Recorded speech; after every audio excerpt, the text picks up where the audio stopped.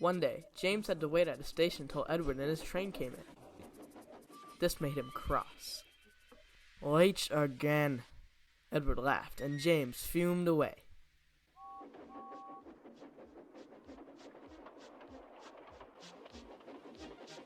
After James had finished his work, he went back to the yard and puffed onto the turntable.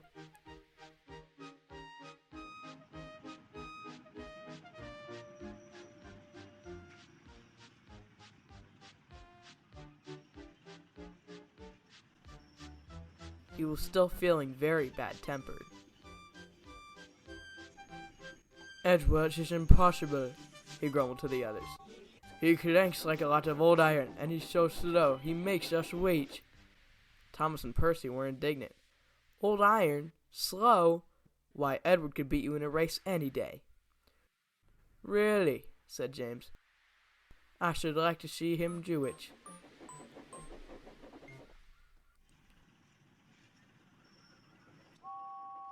Next morning, James's driver was suddenly taken ill. He could hardly stand. James was impatient. Suddenly, the signalman shouted. There was James puffing away down the line. "All traffic halted," he announced. Then he told the fireman what had happened. 2 boys were on James's footlight, fiddling with the controls. Phew! They tumbled off and ran when James started. The signalman answered the telephone. "Yes? He's here. Right. I'll tell him." "The inspector's coming at once. He wants a shunter's pole and a coil of wire rope." "What for?" wondered the fireman.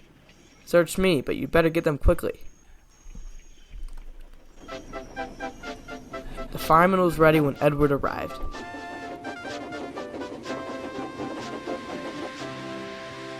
The inspector saw the pole and the rope.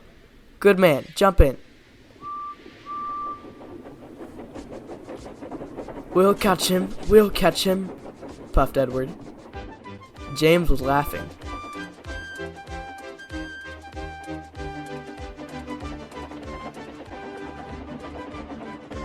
What a lark, he chuckled to himself.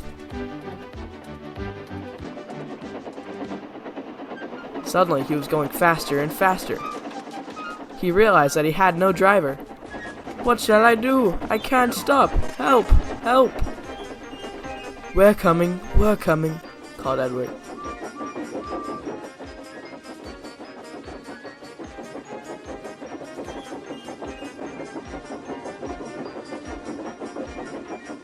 Edward was panting up behind with every ounce of weight and steam he had. At last, he caught up with James.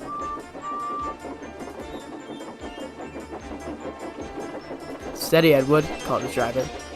The inspector stood on Edward's front, holding a noose of rope in the crook of the shunter's pole. He was trying to slip it over James's buffer.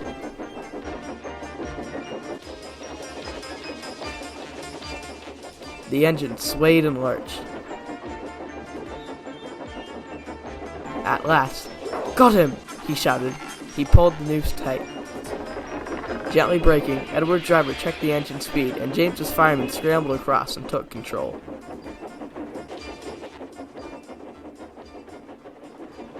"So, the old iron caught you after all," chuckled Edward. "I'm sorry," whispered James. "Thank you for saving me. You were splendid, Edward." "That's all right," replied Edward. The engines arrived at the station side by side. The fat controller was waiting. "A fine piece of work," he said. "James, you can rest and then take your train." "I'm proud of you, Edward. You shall go to the works and have your worn parts mended." "Oh, thank you, sir," said Edward. "It'll be lovely not to clank."